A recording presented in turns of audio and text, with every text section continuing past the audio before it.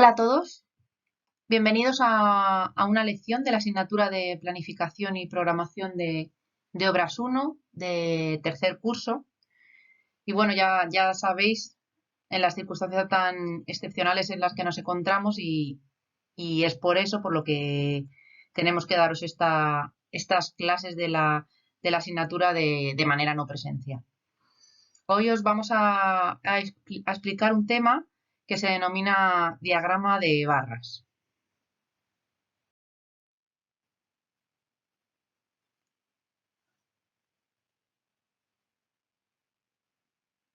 A este diagrama también se le llama diagrama de Gantt, en honor a su creador, Henry Gantt. Los diagramas de Gantt se han convertido en una herramienta básica en la gestión de proyectos de todo tipo, no solamente para la construcción, como nosotros vamos a estudiar, sino que su finalidad vale para multitud de proyectos. Es representar las diferentes fases, tareas y actividades programadas como parte de un proyecto. También nos vale para mostrar la línea de tiempo en las diferentes actividades que vamos a ir viendo, por lo que le hace un método muy eficiente. Os he dicho que no solamente se emplea para proyectos de arquitectura. El ingeniero mecánico estadounidense Henry Gantt creó este grafo para representar la organización de la producción de los transportes bélicos de los Estados Unidos durante la Primera Guerra Mundial. Y entonces, desde principios del siglo XX, son muchas empresas, instituciones y administraciones de diferentes países que utilizan este diagrama de Gantt para la gestión de sus proyectos. El diagrama de Gantt está compuesto básicamente por tres elementos, por dos ejes, uno vertical o una columna en la izquierda donde se sitúan las actividades o las tareas a realizar en el proyecto. Y luego tenemos un eje horizontal donde se expone la duración de cada una de las tareas a través o bien del tiempo aritmético o del tiempo calendario. Y por último está formado por la representación de las distintas tareas mediante una barra. Su longitud va a ser proporcional a la duración de esta tarea y la altura se elige por el programador para todas las tareas, para que todas las tareas sean iguales. Como nos proporciona una vista general de las tareas programadas, todo el mundo que vea el diagrama de Gantt sabrá qué tareas tienen que completarse y en qué fecha tienen que hacerlo. Un diagrama de Gantt te muestra la fecha de inicio y de finalización del proyecto, qué tareas hay dentro del proyecto, quién está trabajando en cada una de las tareas. También podemos ver la fecha de programación de inicio y finalización de las tareas. Podemos ver una estimación de cuánto tiempo llevará cada una de las tareas y cómo se van superando las tareas y si hay o no una relación entre ellas. Bien, vamos a ver ahora cómo se representan las actividades en el diagrama de Gantt de manera muy sencilla. Cada actividad se representará por medio de una barra cuya longitud dependerá del tiempo que transcurre desde el comienzo hasta el fin de esa actividad. ¿Vale? Las actividades en el diagrama de Gantt pueden ser de dos tipos. Las actividades en el diagrama de Gantt pueden ser críticas y no críticas, como veíamos también en los grafos. Si recordáis de las clases anteriores, las actividades no críticas son aquellas que tienen holgura y las actividades críticas son aquellas que no tienen holgura y que su retraso, por lo tanto, supone un retraso en el plazo total del proyecto. Y por eso son siempre, como ya os hemos dicho en clase, las que tendréis que prestar especial vigilancia durante el desarrollo de la obra. En primer lugar, ¿cómo se representan las actividades no críticas? Bueno, pues tenéis que colocar en el diagrama de Gantt la fecha más pronto del acontecimiento inicial de la actividad, o sea, su do, al que se le sumará su duración, su tiempo, en días laborables. Es decir, empezamos poniendo la fecha lo más pronto de comienzo de esa actividad, el do del acontecimiento inicial de esa actividad, y a partir de ahí hacemos una barra cuya longitud sea la duración o tiempo de la actividad que tendremos en días, porque nosotros trabajamos en días. A continuación, dibujáis con trazo discontinuo el periodo de tiempo existente entre el fin más pronto, el fo, y el fin más tarde, el fa, con la intención de que quede representada la holgura total. Es decir, os tenéis que calcular la holgura total de cada una de las actividades no críticas y en trazo discontinuo a continuación de la barra con la duración de la actividad tenéis que poner esos días de holgura total de la actividad. En segundo lugar, ¿cómo se representan las actividades críticas? Pues la representación de las actividades críticas es básicamente igual que la anterior, que las actividades no críticas, pero con la siguiente diferencia. ¿Os acordáis que las actividades críticas son aquellas que no tenían holgura total? Por lo tanto, al ser crítica, su do será igual a su da y su fo será igual a su fa. La longitud de la barra es, a partir del do, la suma de su duración, es decir, fo, siendo t el tiempo que hemos programado, lo cual implica que esa actividad no tiene holgura total.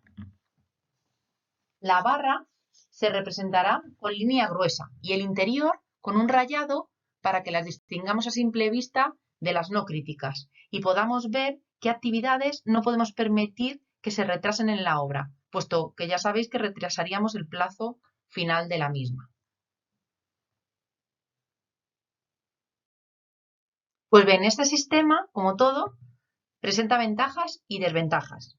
Como principales inconvenientes de este sistema de representación se podrían destacar los siguientes que os voy a mostrar. El diagrama no muestra las relaciones existentes entre las actividades, información que en cambio sí que nos facilita un CPM, un PERT, un ROI, etc. Estas redes sí que relacionan las actividades de manera que se pueden visualizar el camino crítico del proyecto, es decir, las actividades más complejas o que nos van a demandar más tiempo, y permiten reflejar una escala de tiempos para facilitar la asignación de recursos y la determinación de un presupuesto. El diagrama de Gantt, con todo, sí resulta útil para establecer una relación básica entre el tiempo y la carga del trabajo. Las holguras libres, ¿os acordáis que la holgura libre nos mostraba los días que yo podía variar la duración de una actividad sin que afectase a sus actividades sucesoras? No se puede obtener directamente en el diagrama de Gantt, ya que no nos muestra qué actividades o qué actividades suceden a la actividad cuya holgura libre se quiere reflejar. En la revisión de una programación, el diagrama de Gantt no puede reflejar las desviaciones que se han producido en la ejecución de las actividades posteriores y la consecuencia que todo esto tiene en el plazo de ejecución de la obra. Si vas a usar un diagrama de Gantt, tienes que adaptarlo conforme a los cambios que se vayan produciendo en la obra. El que sea el gestor del proyecto, el responsable, tendría que actualizar el diagrama de Gantt con frecuencia, aunque esto hoy en día pues ya veréis que ya se ha solucionado con la ayuda de los programas informáticos que sirven para la gestión de los proyectos. Por otro lado, como principales ventajas de este sistema de representación, podemos destacar que el diagrama de Gantt permite a personas que no son especialistas en planificación, permite a contratistas, a subcontratistas, comprender las previsiones o la realidad de la ejecución de una obra en la que ellos están trabajando. Es decir, puede ser comprendido por personas que no saben interpretar una red o un grafo y ofrece una vista general bastante simplificada. Es muy claro, nos permite desglosar múltiples tareas y líneas temporales en una vista general única. Así puedes saber dónde se encuentra tu equipo en cada una de las fases del proyecto. Es muy sencillo de entender. Además, permite programar actividades en paralelo o con solape, es decir, actividades simultáneas, con lo cual nos permite reducir los tiempos de programación. Además, podemos ver los datos que introduzcamos sobre el rendimiento. Además de todo esto, los proyectos, como sabéis, suelen sufrir modificaciones. Al tener con el diagrama de Gantt una vista general de los cambios que pueden ser inesperados dentro de los objetivos o de los plazos que uno tiene marcado para su proyecto, podéis ir ajustando las tareas y los recursos como vaya correspondiendo. Bueno, pues todos estos antiguos inconvenientes que hemos visto en dos diapositivas anteriores ya no lo son en la actualidad, ya que los programas informáticos que se emplea para la gestión temporal de los proyectos utilizan el diagrama de Gantt como sistema para reflejar, entre otras cosas, los siguientes datos. Se puede ver las relaciones existentes entre las actividades perfectamente. Se observan mediante las ligaduras que vamos estableciendo entre las actividades con sus correspondientes desfases, etc. Se puede ver perfectamente las relaciones entre las tareas. Las holguras libres de las actividades. Los programas nos permiten comparar la programación que teníamos previsto contra la real que se va sucediendo. Podemos ver las desviaciones de plazo que tienen las actividades, podemos ver cómo afecta a sus sucesoras y cómo afecta al plazo final de la obra. ¿Vale? Asimismo, se pueden realizar certificaciones de lo que se vaya realizando en obra. Aquí podéis ver un diagrama de Gantt. Podéis observar cómo de un golpe de vista podemos ver la duración de las actividades y además en qué días se está trabajando en cada una de ellas con un simple golpe de vista. Los diagramas de Gantt se han convertido en una herramienta básica para la gestión de proyectos. La vais a tener que utilizar porque se representa de una manera muy fácil las diferentes fases, tareas y actividades que están programadas en un proyecto. También nos va mostrando la línea de tiempo en las diferentes actividades, lo que le hace un método que ya veréis que resulta muy, muy eficiente. Podéis elaborar un diagrama de Gantt con una hoja de cálculo, con una hoja de Excel de una manera muy fácil. Antes lo hacíamos así, marcando determinadas celdas para formar la representación de cada tarea. De hecho, en Excel existen macros que automatizan esta elaboración. Sin embargo, ahora ya existen herramientas de gestión de proyectos que se dedican a la planificación y seguimiento de las tareas, que utilizan el diagrama de Gantt como pantalla principal, como es el caso de Microsoft Project, que en un futuro ya veréis que vais a tener que manejar. En este tipo de programas se introducen las tareas y sus procesos son capaces de producir una representación de dichas tareas en el tiempo, en el formato gráfico de Gantt. También existen también podréis encontrar herramientas de licencia libre y software gratis que nos permiten dibujar también estos gráficos muy fácilmente. Bueno, pues espero que hayáis comprendido suficientemente bien la explicación teórica, que es bastante sencilla de este tema, y que con ello seáis capaces de solucionar los ejercicios que tenéis que hacer para casa. De todas maneras, para reforzar estos conocimientos, a continuación voy a resolveros un ejercicio práctico sobre este tema que acabamos de ver. Bueno, pues a continuación vamos a ver un ejercicio de diagrama de Gantt por equipos. El ejercicio consiste en que nos dan el siguiente grafo, que se corresponde con la programación de una obra. Nos dan, como podéis ver, un CPM con el tiempo, la duración de cada una de las actividades. Luego, como ya sabéis, lo primero que tenéis que hacer es resolverlo, calculando la fecha lo más pronto de los acontecimientos y posteriormente las fechas lo más tarde de los mismos. Una vez hecho esto, tendremos que marcar el camino o los caminos críticos de la obra, identificando en primer lugar, como hacemos siempre, qué acontecimientos son críticos, es decir, cuáles son su do igual a su da, y luego ir viendo qué actividades son críticas. Si os acordáis, las actividades críticas son las que tenían que cumplir simultáneamente dos condiciones. La primera era que estuviese entre acontecimientos críticos y la segunda era que la diferencia entre sus fechas sea la duración de la actividad. Pues bien, en el ejercicio nos piden representar el diagrama de Gantt por equipos, sabiendo que la obra la van a ejecutar 4 equipos. El primer equipo realizará las actividades A, D, K y O. El segundo equipo realizará las actividades C, E, F, J y N. Un tercer equipo realizará las actividades B, H, I y P. Y por último, un cuarto equipo realizará las actividades G, L y M. Se nos exige que la discontinuidad en el trabajo de los equipos sea lo menor posible. Siempre os vamos a pedir esto porque siempre se va a querer hacer en la obra.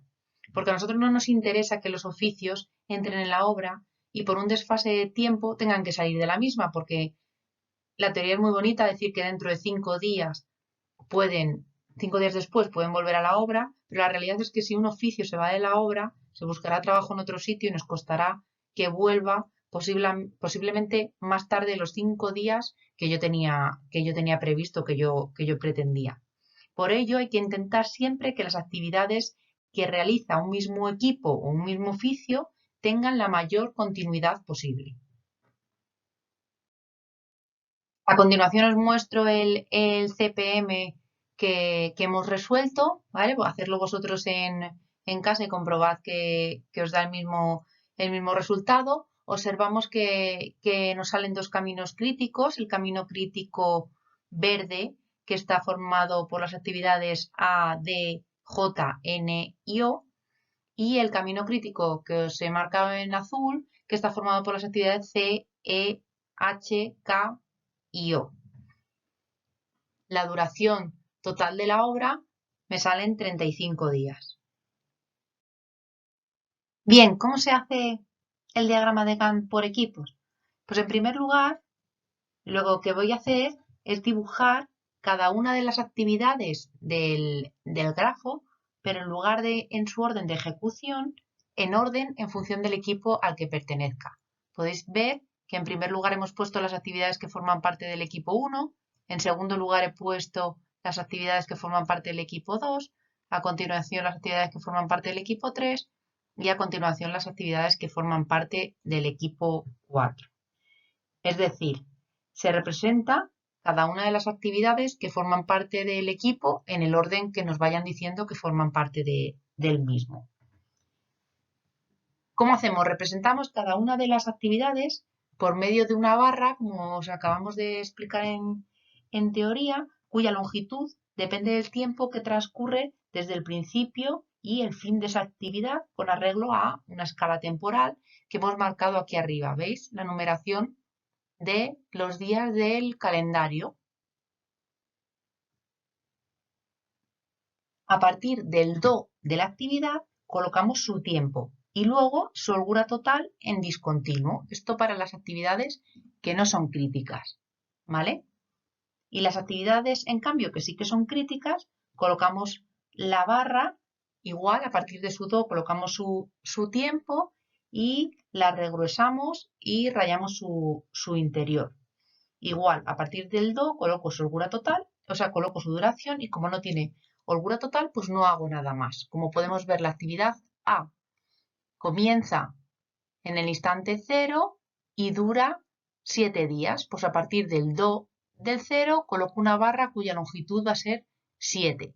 Como es una actividad crítica y no tiene holgura total, no tengo que colocar a continuación en trazo discontinuo ningún día y lo que tengo que hacer es regruesar y marcar la actividad A para que de un golpe de vista yo vea que esa actividad es crítica. Y así vamos dibujando cada una de las actividades del grafo. ¿Vale? Ahora lo que tenemos que hacer a continuación es el ajuste de las actividades dentro de los equipos para que tengan la mayor continuidad posible. ¿Cómo se hace? Pues las actividades deben empezar siempre tenemos que procurar que empiecen lo antes posible. Si dos actividades que hace el mismo equipo vemos que se solapan, pues no se puede hacer por el mismo equipo. Diríamos que hace falta más equipos. Siempre que tengáis una actividad crítica, pues vais a comenzar por ella, porque como es una actividad que yo no voy a poder desplazar, que no voy a poder mover porque no tiene holgura total, es más fácil empezar a realizar el ajuste de las tareas del equipo por ella.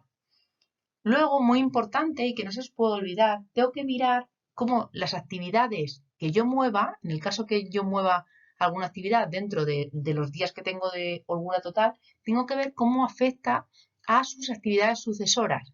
¿Cómo hago esto? Pues mediante la observación del grafo. Vuelvo al grafo que hemos resuelto y vemos a través de las actividades cuáles son sucesoras de la sucesoras de la actividad que he movido y vemos si la afecta a su comienzo. Y por supuesto, ninguna actividad se podrá retrasar más de su holgura total. La holgura total es el límite que tenemos de días para mover las actividades. ¿Cómo muevo las actividades? Por la simbología es que cuando yo quiero retrasar un día, por la parte de atrás de la barra coloco una X y en el primer día de su holgura total coloco un puntito. Quiere decir que este día lo he retrasado un día. ¿Vale? Va a empezar un día más tarde. ¿Que quiero moverlo otro día más? Pues vuelvo a poner una X en el segundo día de comienzo de la barra que tenía en inicio y coloco un puntito a continuación en su holgura total que simboliza que va a acabar un día más tarde. ¿Vale? Así, dentro de la holgura total puedo quitar y añadir tantos días como holgura total tenga de esas actividades. ¿Vale? Vemos el equipo 1. El equipo 1 está formado por las actividades A, D, K y O. ¿Vale? Vemos la actividad A, que es crítica, la actividad D, que también lo es, que forman parte del mismo camino crítico, y las actividades K y O, que también son críticas.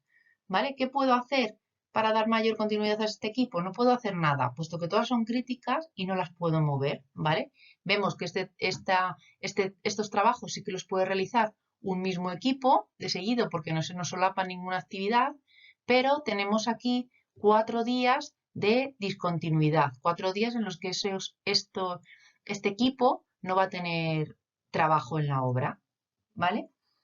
El segundo equipo está formado por las actividades C, E, F, J y N.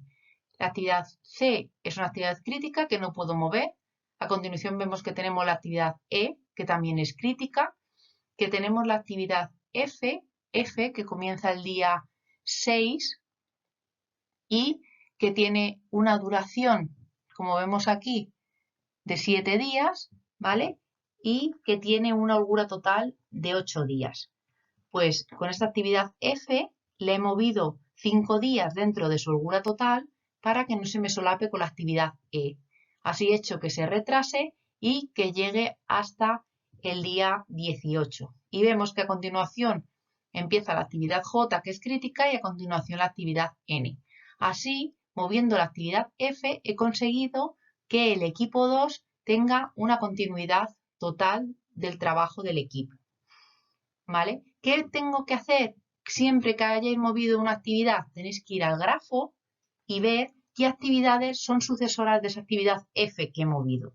Si vais al grafo, podéis ver que K y N son sucesoras de la actividad F, ¿vale? La tenemos aquí K y la actividad también N, ¿vale? Son sucesoras de la actividad F, pero vemos que aunque se haya retrasado, no nos va a afectar al comienzo de esas actividades, ¿vale? En este caso no nos va a afectar, pero ya os digo que es muy importante que siempre que mováis una actividad, reviséis a ver cómo afecta a sus actividades sucesoras. A continuación, el equipo 3 está formado por las actividades B, H, I y P. La actividad B vemos que es una actividad que no es crítica y que puedo retrasar 5 días dentro de su holgura total para darle continuidad con la actividad H, que sí que es crítico. ¿Vale? Voy a mirar qué actividad o actividades sucesoras tiene la actividad B y ver si le afecta este desplazamiento. Las actividades sucesoras de la actividad B, esto lo vemos en el grafo, son las actividades G y H. Las actividades G y la actividad H. Vemos que este retraso no afecta al comienzo de estas dos actividades sucesoras, ¿vale? Luego las dejamos tal cual. A continuación, la actividad I, que se nos solapa con la actividad H, que es crítica y yo no la puedo mover, la puedo desplazar 4 días dentro de su holgura total. ¿Vale? Como la he movido, me voy al grafo y miro a ver qué actividad o actividades sucesoras tiene la actividad I. La actividad sucesora de I es P y como vemos a continuación que se nos ha solapado un día con la actividad I, voy a retrasar un día la actividad P, ya que P tenía un día de holgura total y me permitía moverlo. De esta manera, con los movimientos que he hecho de las actividades B, I y P en el equipo 3, le he dado continuidad total al trabajo del equipo. Por último, el equipo 4 está formado por 3 actividades, G, L y M, ninguna de ellas son críticas. La actividad G, que dura 4 días, la actividad L, que dura otros 4, y la actividad M. La actividad G, ¿qué voy a hacer? Pues la voy a retrasar los 2 días de holgura total que tiene para aproximarla lo más posible a la actividad L. Más no puedo hacer puesto que no tengo más holgura. Luego aquí se nos va a producir una discontinuidad que yo no voy a poder evitar porque no puedo mover más adelante la actividad G. Al mover la actividad G voy a mirar cómo afecta a sus actividades sucesoras. ¿Vale? La actividad L se me solapa con la actividad M y tengo un día de holgura total. Luego, si la retrasáramos, tampoco conseguiríamos nada. Vemos que, en cambio, la actividad M tiene 4 días de holgura total, que si las desplazo dentro de estos 4 días de holgura total, ya no se me solapa con la actividad L y consigo que estas actividades las pueda realizar el mismo equipo, aunque en este equipo 4 se me forme aquí una discontinuidad. He movido L. Asimismo voy a tener que mirar cómo afecta a sus actividades sucesoras. Como M es actividad final, pues no tengo que comprobar si modifica alguna actividad sucesora. Bueno, pues espero que con esto hayáis entendido bien la explicación teórica y el ejercicio que acabamos de hacer y que seáis vosotros capaces ahora de resolver los que tenéis para hacer en casa. Y si tenéis alguna duda, pues ya tenéis en la página web de la escuela mi correo electrónico para contactar conmigo. Muchas gracias.